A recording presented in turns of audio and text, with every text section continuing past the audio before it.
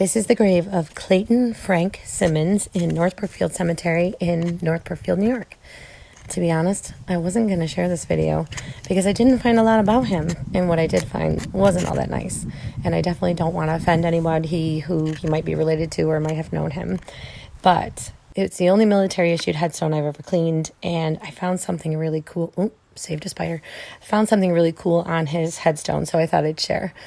Clayton was born in North Brookfield to Charles Simmons, who immigrated here from Ireland, and his wife, Carrie Palmer Simmons, who was from North Brookfield.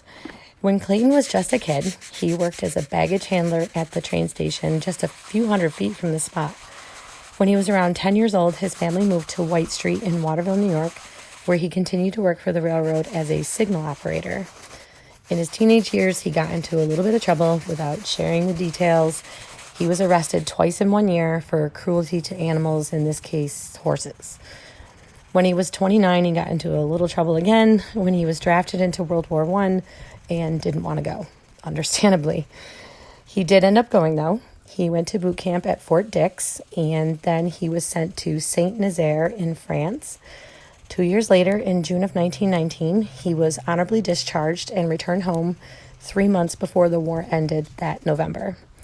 When he got back, he met and married his wife, Catherine Heidel, who was also from Ireland, like his dad. She was a widow and a telephone operator. The two rented an apartment on Genesee Street in Utica for the rest of their lives. I don't know much more about them. They didn't have any children, from what I can tell, and they were both unemployed, being listed as disabled on census records. In April of 1943, his wife, Catherine, passed away at age 67 from heart disease, and Clayton followed her 3 months later, dying at age 55 of carcinoma, which is cancer of the skin or tissue lining of organs like the liver and the kidneys.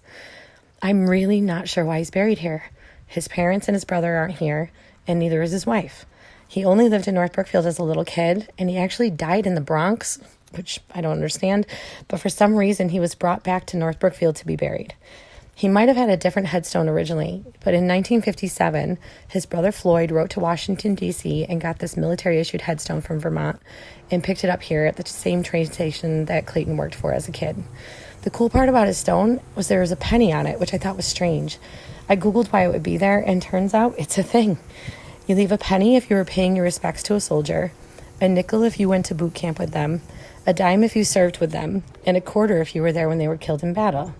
It's pretty neat that someone came to visit, so I made sure I put it back, and I'm also going to bring him a flag so he's properly remembered for serving our country.